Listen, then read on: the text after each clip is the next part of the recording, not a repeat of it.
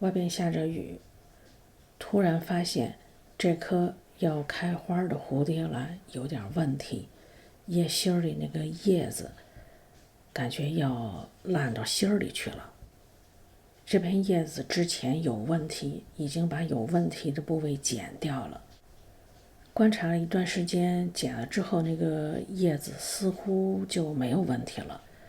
趁着我最近比较忙，没有特别仔细的看它，居然已经严重到快要到叶心了。如果我能早一点发现病变的位置，继续再往下走的话，我可以剪掉或者是用药。那现在呢，我也只能是剪掉或者是用药了。但是现在病变的位置太靠下了，就比较危险了。看了一下，除了那片叶子，其他的叶子和根都还可以。我准备给它用一下这个药，这是我在巴宁斯买的植物杀菌剂，我只有这么一种。不过呢，如果让我现在再去买的话，我可能不买这种。为什么呢？太多了，真用不完。而且用的时候还要现配，有点麻烦，不如直接买已经配好了的，直接用就好了。我喷了一些药，但是我还是决定把有问题的这个叶子再剪掉一部分，太靠里的我也剪不到了，就只能剪我能剪到的部分。接着说刚才那个药，配这个药的时候还需要用到五化植物油，我没有，我就直接放了一点食用油。这也是买这种固体粉末状的药的一个麻烦，除了要自己配，还要另外一种乳化植物油。不过我已经买了，先把这一大瓶用完再说吧。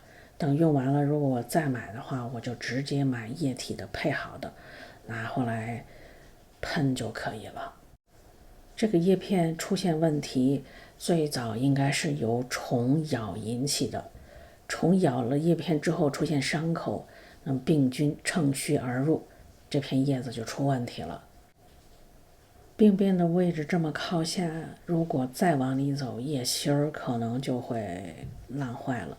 如果叶心儿真的烂掉的话，我就只能把上面剪掉，也算是砍头繁殖了，但是就没有上面那一节，只有下面一节了。可能更确切的说法应该是断心求生吧。如果幸运断心之后病变能够止住，那会刺激它出一些侧芽，还可以有一颗。那如果失败继续烂下去的话，那整个这一棵可能都出问题了。它目前有2个花梗，有一只是今年新长的，很快就要开花了，还有一只是老花梗，我已经剪掉了，剩了半截儿。但是这个老花梗上的侧花枝也萌发了，而且这还出来俩，但是有一个比较小，有一个大一些。不知道未来这俩会怎么长，只长一个吗？还是2个都长？但是这棵的叶心还是挺令人揪心的。剪过之后，我又喷了一点药，希望能够止住吧。这棵的编号是6，我们再来看其他几棵，再给几个编号。这一盆里其实有2棵，大的这个出了2个花芽，出俩花芽其实不奇怪，但是俩花芽出在同一侧还比较少见。这一盆里的这2棵，就是曾经我叫它做大苗小苗的那2棵，在非常早期的视频里有它俩。大的就是大苗，小的就是小苗，它们2个是从同一个母本上长出来的苗，是特别早期的时候，它的母猪出了问题，然后我抢救，母猪没有救过来，但是留下2个苗，就是这2个苗。这俩苗里的小苗似乎是被虫咬了，看这小叶子上嘛有2个洞，所以今天我是要给它泡一下高锰酸钾水，帮它捉虫。它的根还是不错的，暂时不想给它换盆，试试用泡水的办法可不可以把虫除掉。如果实在不行，最后一招才是换盆。因为现在这个季节温度也不是很高了嘛，能不换盆就不换盆吧。大苗的这俩芽儿是先长的上面一个，才又长的下面一个，这个生长顺序我也觉得挺奇怪的。那通常不是按顺序从下往上长吗？所以花养久了，不那么通常的事儿也是常常碰到啊。因为要捉虫，这个水呢就多泡一会儿，尽量让虫往上爬，这样才好捉虫。我还给他发了个号，27号。泡了一段时间之后，我就仔细来看，果然是找到了一个小小的蜗牛。找虫的时候就主要看那些露出水面的部分，当然叶子背面呀、茎上啊也要仔细看一下。再看这颗，这是红色的那一颗，带着花买回来的，花谢之后我抹了催芽剂，催出来一个高芽在下面，在这儿能看到吗？很小的，其他的这都是花儿。我把觉得是花儿的呢，就给它掐了。这针特别壮，我把它的花尖掐了，它还这么粗壮，感觉它又要长点芽。那它要再长，就随便它吧。不过也有可能不长了，因为它的地位受到了威胁，下面长了一个新的花芽儿。一般来说，有了新的花芽会优先长新长出来的花芽的。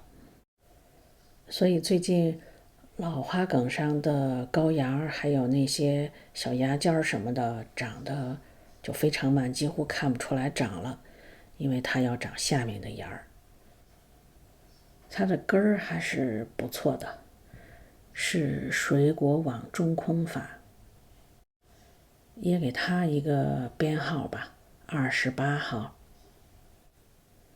这颗看着很小，确实是，它是夏天剪下来的高芽儿，可是它已经出花芽了。仔细看了一下，这应该是那颗花上花，就是它作为高芽的时候，它就开过一次花。那剪下来独立成一颗之后呢，马上它又开花，看来这一颗的开花性比较好。扒拉开看看，它有2个干黄的花梗，这个细一些的，就是它作为高芽曾经开过的花，粗一些的这个呢，就是母本上的老花梗，就是这个老花梗长出来的这个苗。说到这儿，我忽然觉得我知道它是从哪一棵上剪下来的高芽了。本来给它编号29，现在给它改成编号25-1，因为这个高芽是从编号25的蝴蝶兰上剪下来的第一个高芽，这就是25，它有好多个侧芽。